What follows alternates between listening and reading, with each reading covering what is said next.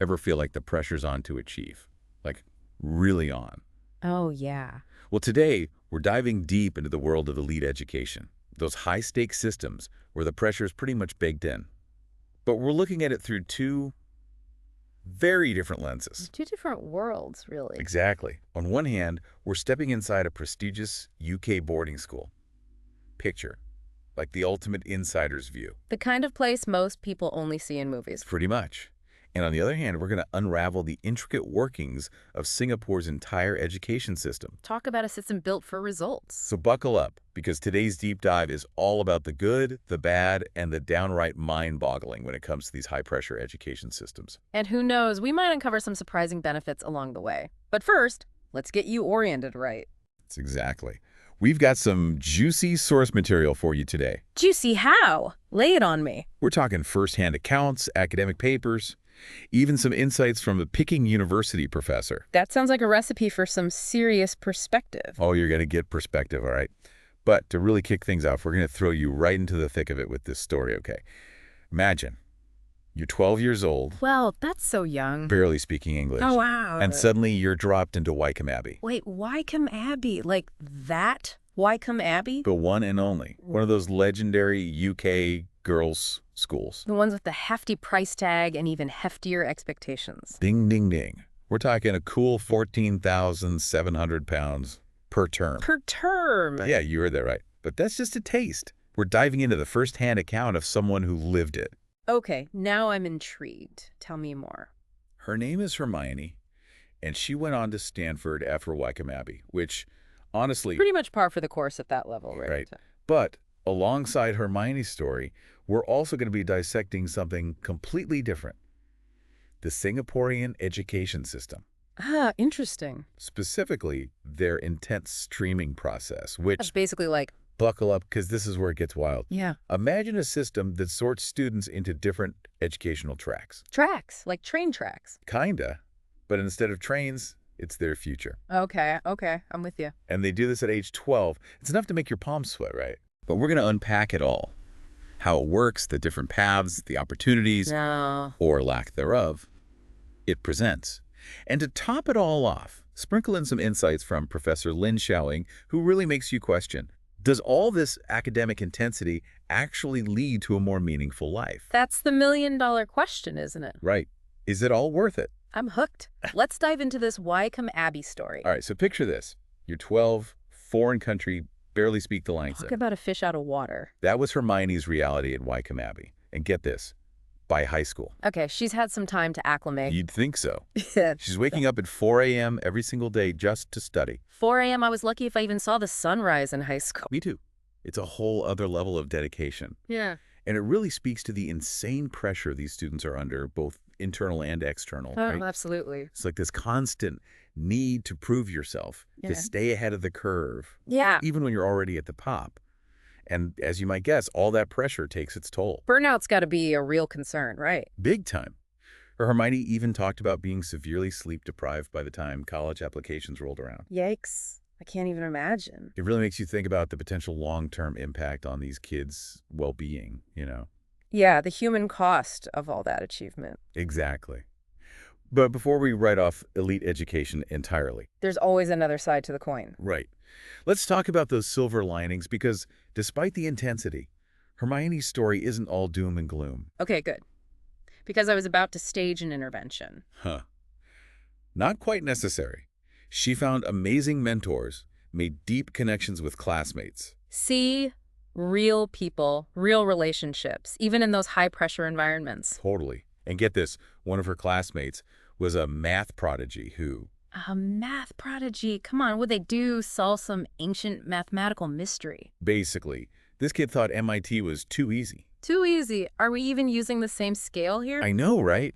It's those kind of details that make it real, though. Yeah. Even in those hyper-competitive environments, genuine connection can happen. Humans are social creatures, after all, competition or not. Exactly. And don't even get me started on the power of the arts. Okay, hit me with it. Hermione was a talented musician, and at Wycombe Abbey, music wasn't just an extracurricular. It was more like woven into the fabric of the school. Yes, which honestly speaks to this idea of holistic development that a lot of elite schools aim for. It's not just about academics. Right. It's about nurturing the whole Is person. exactly. And you know what's fascinating? Even something like the forced reading program Hermione dreaded. Oh, Yeah, she was not a fan at first. Turns out it aligns with strategies proven to develop a love of learning. you're kidding.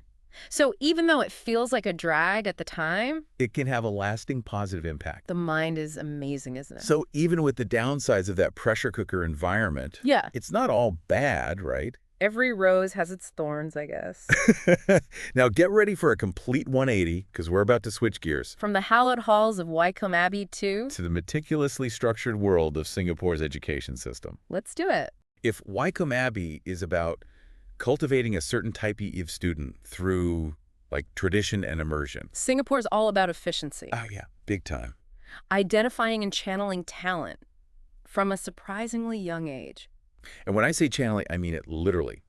They have this thing called streaming, where students are sorted into different academic tracks. Sorted. Sorted. Whoa, At age oh. 12. Fast. Intense, right. It's like that pressure we were just talking about with Hermione, but baked into the whole system. Systemic pressure. Wow. And it all hinges on this one test, Mm-hmm. the primary school leaving exam, They call it the PSLE. the PSLE. Yeah. And that's it. That's the decider. Pretty much. It determines their entire educational path. No pressure or anything. Right. We'll break it all down after a quick break. It's a pivotal moment in a young person's life, you know. Think back to when you were 12. Did you have any idea what you wanted your future to look like? Honestly, Yeah. at 12, I was mostly concerned with what was on the lunch menu, not my life's trajectory. This PSLE sounds kind of brutal. Oh, it is. High stakes, for sure. Because it's not just a test, right? It's a sorting mechanism. The sorting mechanism. Basically, they take your PSLE score and use it to stream students into different tracks. Tracks, like different levels. Exactly. You've got express, normal academic, and normal technical. Okay, break it down for me. What do those actually mean for the kids? Like, what doors do they open or close? So the express stream, that's the most academically rigorous, geared towards university prep, advanced everything, you know, the works. Like the fast track. You got it. Then there's the normal academic stream. Still university bound, but maybe a slightly slower pace. Less emphasis on, like, the super high-level STEM subject. Okay, so still aiming high, just a different route. And lastly, you've got the normal technical stream. This one focuses more on vocational and technical skills, more of a hands-on approach, So already kind of specializing at age 12. which is a whole other conversation about early specialization, right? Right. But it makes me wonder, is there any flexibility in the system later on? Or are they basically locked into that path once the PSLE sorts them? It's a good question. And it's one a lot of people have about these streaming systems, right? Because it does seem kind of rigid to make such a big decision at 12. Seriously. But the good news is, Singapore's system, while intense, it's not completely inflexible. Okay, so there's hope for those late bloomers out there. Tell me more about this flexibility, how it works. So picture it like this. You've got your horizontal movement and your vertical movement within the system. All right, I'm picturing a grid in my head. Lay it on me. So horizontal movement, that's like changing lanes on a highway, yeah. You switch tracks, but you're still heading towards the same destination. Let's say you start in that normal academic lane, but then you discover, hey, you've got a passion for engineering, you're a total math whiz. With hard work, good grades, you can actually switch to the express lane. So that university dream is still alive. Exactly. Now, vertical movement, that's more like taking a different exit altogether. Like a whole different route. Exactly. You might choose a vocational path after secondary school. Focus on a specific trade, a skill. But even then, it doesn't mean university is off the table. Interesting. There are pathways to higher education, even if you don't take that traditional academic route. Okay, that does make it seem a little less intense. Like they've built in some safety nets for students to find their way, even if it takes a bit longer, it looks a little different, right? Yeah. But it still makes you think about that whole pressure cooker environment. Thinking about Hermione again. Yeah. Going from that high-stakes system to Stanford, 2 degrees in 3 years. Then boom, entrepreneur. Makes you wonder, was all that pressure, all that striving, was that what ultimately led her to that path? Like, did those systems set her up for that go-getter attitude? Or was that drive always there, just Yeah. manifested differently because of the environment she was in? It challenges those assumptions we have about what creates success in the first place, doesn't it? And speaking of challenging assumptions, this is where Professor Lin Xiaoying's work really resonates. Okay, bring on the professor. What's their take on all this? Well, she argues that this relentless focus on achievement, whether it's the UK boarding school model or the Singaporean streaming system. Right. Both high pressure, but in totally different ways. Exactly. She's saying it might actually stifle something crucial, a genuine sense of purpose. Whoa. So all this pressure could be counterproductive. In a way, yes. It's like by focusing so intently on those grades, those exams, climbing that ladder, we miss out on helping students discover what truly lights them up. It's like we're so busy making sure they're prepared for the workforce that we forget to ask, what do they actually want to do with their lives? Exactly. And not just what they want to do, but WHO, they want to be in the world. That's powerful. It makes me think about Hermione again, She succeeded by all outward measures, top schools, multiple degrees, but she talked about feeling burnt out, exhausted. Like, did she even have a chance to really connect with her own aspirations and all that striving? It's a question we all grapple with, I think. Are we chasing some arbitrary definition of success, or are we truly pursuing what makes us come alive? Now, that is something to ponder. We talk about the students and the pressure they're under. Right. But what about the teachers in these systems? They're the ones in the trenches day after day. Oh, absolutely. They don't just deliver the curriculum, right? You're managing expectations from every angle.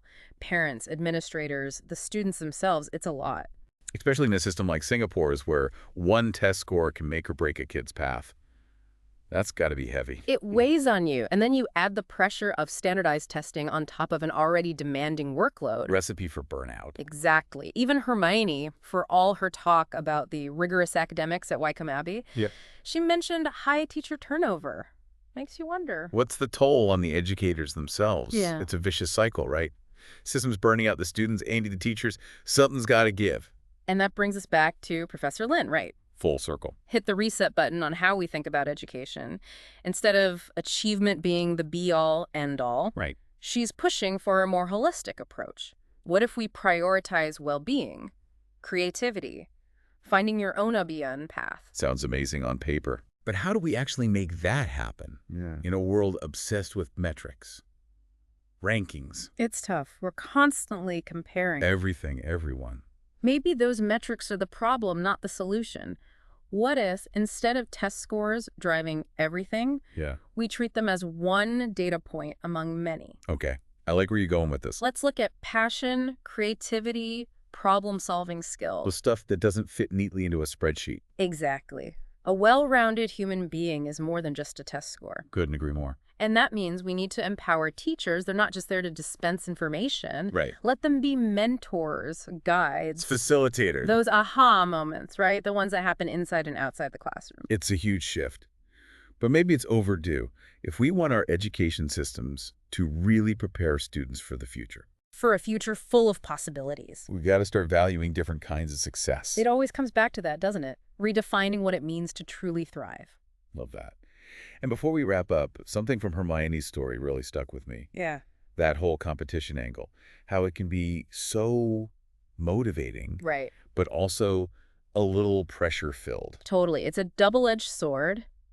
Little healthy competition pushes you to be your best. But when it becomes all-consuming, Detrimental, for sure. suddenly you're not striving for your potential. You're just afraid of falling behind. And that's where it gets toxic. You're competing with this idealized version of success that might not even be what you want. Exactly. And there's always going to be someone smarter, faster, seemingly better out there. Talk about a recipe for unhappiness. So true. So how do we teach kids, and maybe remind ourselves, to navigate that tension? How do you encourage healthy striving without it becoming cutthroat? It starts with finding your own internal compass, your own measure of success.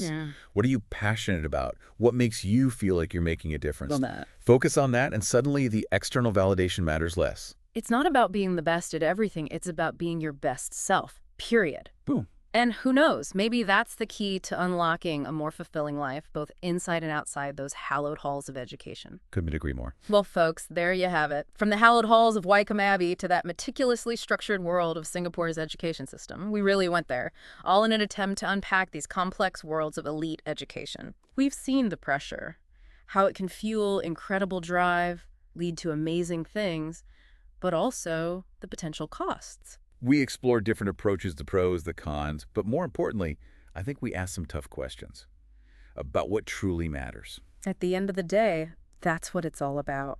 So whether you're a student, a parent, or just someone with a curious mind, we hope this deep dive gave you some food for thought. Maybe even sparked some ideas about how we can do things differently. Create a future where education isn't just about climbing ladders, checking boxes, But about igniting passions, cultivating resilience. empowering each person to find their definition of success. Beautifully said. Thank you. Thanks for joining us on this journey, everyone. And remember, the learning never stops.